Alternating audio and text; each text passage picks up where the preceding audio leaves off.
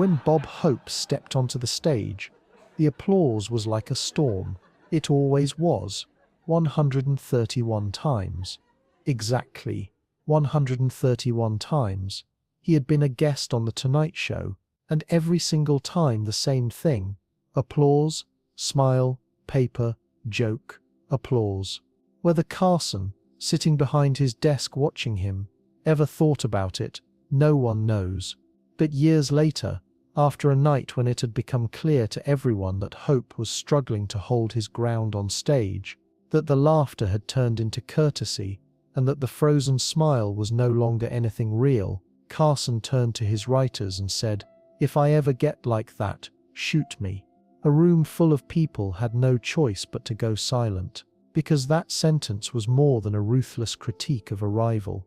That sentence was a man speaking his own fear out loud. To understand how things got to this point, you have to go back 20 years, to the late 1950s. In those days, Bob Hope was the most powerful comedian in America, and that was no exaggeration. NBC's programming schedule was built around Hope's specials, advertising revenue peaked with his broadcasts, and his tours to entertain troops in Vietnam had turned him into a legend. Hope was no ordinary celebrity. He was an institution. NBC executives said his name differently in meetings. Sponsors lined up for his specials. A producer would later say, "When Bob walked into a room, you could feel the air change." That's what power was invisible. But Hope's real power was on stage. In 1958, there was a special recorded at the NBC studios in Burbank. That recording is still watched today. Hope walks out, says the first line, and the audience starts laughing. Just one line, not even a joke yet, just an opening line. But the timing is so flawless, the tone so perfectly placed, that the audience has already surrendered. Then the second line comes, this time a real joke. The room doubles over, people look at each other, as if asking, "Did I just hear that?" That was Hope, even with paper in hand. His presence on stage was beyond question. He made you laugh just by being there. A phrase circulated through the NBC corridors: if Hope wants it, it happens. He wants a special, done. He wants prime time, done. He wants ad time, how many minutes? This was no exaggeration. Hope was not an institution at NBC, he was the institution itself, and that power was felt silently, but constantly, by everyone who worked under the same roof. No one objected, no one questioned. Hope wanted it. It happened. It was that simple. When Johnny Carson took over The Tonight Show in 1962, he inherited this equation. Carson was 36 at the time, young, sharp, open. He loved improvisation. He loved going off script while talking to someone in the audience. When a guest said something, Carson's eyes would flicker. He'd pull something out of that line and take it somewhere completely unexpected. An older woman in the audience raises her hand and asks something. Carson takes the question, turns it in a direction no one saw coming, and within 5 seconds the room is in hysterics. No paper, no plan, just that moment, just that connection. This was something those who worked from paper could never possess, and Carson knew it. In Carson's early years, the energy of the studio was different. Everything was a little more alive, a little less predictable. In writers' meetings, Carson would often say, "The best moments are the unplanned ones." That sentence stood in direct contradiction to Hope's way of working. But Carson never said it to Hope, never said it to anyone. He simply ran his show, his own way, and when Hope came, the rules of the game changed. Carson followed those rules, every time, because there was an unwritten law in this business. Some people could not be told no. Hope was one of them. Hope, meanwhile, either didn't know or didn't care. The significance of that distinction would reveal itself slowly, gradually, almost imperceptibly over the years. By 1965, Hope's routine as a regular guest on The Tonight Show was firmly established. Each time he came, producer Fred de Cordova managed the same process. Hope's team sent the jokes in advance. The timing was set. The placement of each commercial was agreed upon. A studio employee described that era in later years. When Bob came in, everything was written in advance, even what Carson would ask. That wasn't Carson's style, but an exception was made for Hope. Every time, Carson accepted this exception, not once, but repeatedly, for years, because Hope was NBC's undisputed king, and this was not a position from which Carson could say no. But accepting was one thing, internalizing was another. Each time Carson would take those pre-written questions and read them, and while doing so, in some corner of his mind, he would think about where he would have taken the question if it had been his own. He never said so, but he thought it. In those years, Ed McMahon watched both men closely. Ed's position was interesting. He stood at Carson's side, yet had known and respected Hope for years. Having both men on the same stage at the same time created a strange balance for Ed. He loved one, was bound to the other. He could see the invisible tension between them more clearly than either of them, because he stood right in the middle. Every time Hope took the stage, Ed laughed enthusiastically and shouted Ed exactly the right moments. That was Ed's job, and he did it well. But after one of Hope's segments, when the cameras cut to commercial, Ed would sometimes look at Carson, a brief look. Carson would sometimes look back at Ed, and between those two glances, a long unspoken sentence hung in the air. No one put it into words. For years, but some things accumulate without ever being said. By the mid-1970s, Hope still had weight on stage, but something had begun to shift. A slow, almost imperceptible drift. The timing of the jokes was still there, but the jokes themselves had grown old. Sometimes the references fell so far behind that the younger members of the studio audience would glance at each other. The applause still came, for Hope it always came, but something inside that applause had changed. Applause used to be a reaction. Now, applause was a habit. Take one particular night. Hope on stage, paper in hand.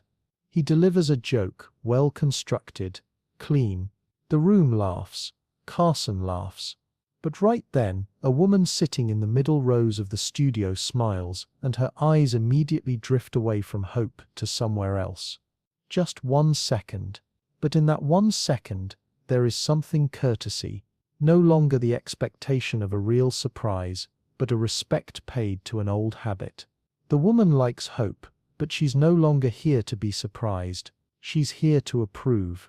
And the difference between those two things was the greatest difference in the world for a comedian. Carson saw it. Carson could read every corner of the audience while he was on stage, who was really laughing, who was laughing out of politeness, who had forgotten to laugh. He did this reading in real time, and there was no way he could have missed that look, that courtesy smile. He noticed it, and the moment he noticed it, something stirred inside him. Something he didn't want to name, didn't want to dwell on. That night, after Hope's segment ended during the commercial break, Carson turned to his desk and picked up the pen in front of him. He began turning it between his fingers, slowly, rhythmically. He said nothing. Ed said nothing. Fred de Cordova watched from a distance. The studio was noisy. Everyone was busy with something. No one noticed Carson's pen, or perhaps they noticed and looked away. Carson stopped the pen at some point, set it down on the desk. The lights came up. The show went on. That pen stayed on that desk. But whatever was in Carson's head did not. By the time the 1980s arrived, the situation had taken on a different dimension entirely. Hope was approaching 80 and was still on stage. That was something in itself. Undeniable. But being on stage was one thing. Being present on stage was another. And the distance between those two things widened a little more with each passing year. At a production meeting, Fred de Cordova turned to the people around the table. "Bob's coming in this week. He wants 3 commercials." A brief silence fell over the room. 3 commercials was too many. Everyone knew that. But no one said a word. Carson said nothing either. He simply wrote something on the paper in front of him. Notes for the next episode. It had nothing to do with Hope. He had already moved past it. 3 commercials it was. Hope was waiting in the corridor leading to the studio that day. A technical delay, a few minutes. The fluorescent light was dim, buzzing faintly. The corridor walls were white, neutral, sterile. Hope looked at his paper one more time, his lips moving silently, running through the jokes, fixing the timing in his mind. His assistant waited quietly, a few steps behind. This ritual had not changed in years. The same corridor, the same waiting, the same paper, as if time had frozen in that hallway. Then Hope folded the paper, put it in his pocket, rubbed his hands together once. The door opened, he walked in, the applause came. Just like always. He stood on stage just like always, upright, smiling, ready. The crowd applauded. Hope delivered his joke, the crowd laughed.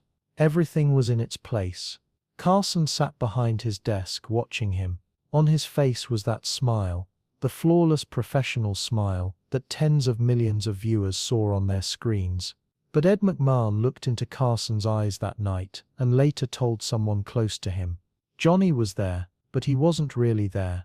In the middle of the segment, Hope told a joke. It wasn't a good joke, weakly constructed, the reference outdated. The room hesitated. A half-second gap, almost immeasurable. Then came a polite laugh, scattered, uncertain, reluctant. Hope smiled, looked at his paper, moved on to the next joke. Carson heard that hesitation, and inside that half-second of silence, there was something that had to do with himself. The segment ended. Hope stood up, waved. The applause came, stronger this time, almost compensatory, as if the audience wanted to cover over that hesitation. Hope shook Carson's hand, smiled, walked off. Carson sat back down. The name of the next guest was written on the paper in front of him.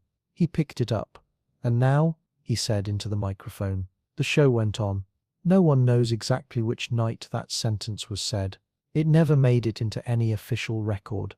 But according to one of the writers, who recounted it years later, that night one of Hope's segments had just ended, and a room full of people still had Hope's image on stage fresh in their minds. Carson was sitting at his desk, looking down. Then he raised his head. He looked around the room, and he said it. "If I ever get like that, shoot me." No one could laugh. No one could say, "What do you mean?" because everyone knew what he meant. But to understand the true weight of that sentence, you need to look not at that night, but at the few minutes before Hope arrived at the studio each time. The pre-show dressing room was small, one mirror, one chair, one dim bulb. Every time Hope came, he would walk into that room, close the door, and be alone for a few minutes. His assistant waited outside. No one came in. No one knows what happened in those few minutes. What is known is this: when Hope came out of that room, he was ready, his smile was in place, his posture was straight, his steps were deliberate. The paper in his hand was folded, tucked in his pocket. He would take it out and open it when he walked on stage, just as he always did. Nothing had changed. But inside that room, looking into that mirror, what did Hope see when he looked at his own face? Fatigue? Habit? Or the quiet satisfaction of a man who has lived 80 years and can still recognize himself? No one ever asked. Hope never told anyone. And that ambiguity is the heaviest part of this story, because not knowing what happened in that room tells you more than knowing everything would. Let's go back to that night. Hope was on stage. Carson was sitting across from him. Everything was normal. Applause, smile, paper, joke. And right then, in the middle of a sentence, Hope paused. A small pause. Maybe half a second. Maybe he had lost his place on the page. Maybe he had simply taken a breath. From the outside you couldn't tell. Carson heard that pause. The audience didn't. The room kept laughing. The applause came. Everything kept flowing, but Carson's hands shifted slightly on the desk. A small, almost invisible movement. His left hand slid toward his right, as if reaching for something, then thought better of it. It came back. The smile on his face had never changed. Ed McMahon noticed that movement. "Heh," he called out, right on cue, keeping the room's energy alive. He was doing his job. But from the corner of his eye, he looked at Carson. Carson didn't look at Ed. He was looking at Hope. Inside that look, behind that smiling face, something closed inside Carson. Silently, without telling anyone. That closing was not anger. It was not resentment either. It was something quieter, an acceptance, an understanding. Something he had spent years refusing to name had found its name that night. In that half-second pause, Hope was looking at his paper. Carson was looking at Hope, and the distance between those two gazes was the essence of a 30-year story. That sentence stayed in that room, but what was inside it followed Carson for years. 1992, the final episode of The Tonight Show. NBC had offered Carson everything. A special farewell night, big guests, 30 years of montages, a grand finale. Carson turned it all down. He did one episode. No guests, no spectacle. Just him, a chair, and a camera. That night, Carson spoke, calm, plain, natural, about 30 years, about The Tonight Show. What he said mattered less than how he said it. He spoke like a human being. No performance, no exaggeration. Just a man sitting at the end of 30 years of work, talking honestly. Then he said thank you. He stood up. He walked out of the studio. He never stood in front of a camera again. Not once. No interviews, no nostalgia specials, no farewell tours, until his death. For 12 years he lived away from cameras at his home in Malibu, playing tennis, quietly. Old colleagues called from time to time, invited him to their shows. Every invitation was politely declined. Carson had left once and never come back. This wasn't a breakdown, it was a decision, and behind that decision was the shadow of a man he had watched on stage for years. And now, anyone who remembers that "shoot me" sentence and thinks about Carson's departure notices something. Carson had said those words, and in the end, he had done the only thing he could do. He had shot himself, but without a gun, silently, right on time. Bob Hope passed away in 2003, at the age of 100, when the news broke. Many people came forward, colleagues, politicians, NBC, long tributes, old photographs, memories. Carson said nothing. No statement, no memory, no single sentence. Silence is also an answer. When you think about Hope's legacy, first come those applauses, 131 times, like a storm. Then that paper. Then that smile. And finally, far in the background, that mirror in the dressing room. Those few minutes, that ambiguity. Before every performance, Hope would be alone in that small room, and no one knows what he carried inside that solitude. Maybe he carried nothing. Maybe that was all there ever was, the stage, the paper, the applause. Maybe for Hope, those three things were inseparable. Without one, the others meant nothing, and that was enough. At least for Hope, it was enough. When you think about Carson, first comes that pen, turning on the desk, then stopping, then that writer's room, that sentence, and finally, that exit in 1992. No guests, no spectacle, no sound. Carson was only 66 when he left the stage. He could still have done it. Physically, mentally, by everyone's measure he was still there. But he didn't. Because being able to was one thing. Feeling like you needed to was another. And Carson had spent years sitting on that stage, learning the difference between the two. Two men, the same stage, the same applause, but one looked at his paper, the other at his audience. One could not leave the stage. The other wanted nothing more than to leave. Which one was more right? We don't know. Maybe both were right. Maybe both were wrong. Maybe there is no answer to that question. There is only that mirror in the dressing room, and only Hope knows what he saw inside it. One day, looking in the mirror and asking, "Is that still me?" is the quietest form of courage. If this story moved something in you, share it. And subscribe, because here, we don't tell the stories of great names, we tell the stories of the silent moments inside them.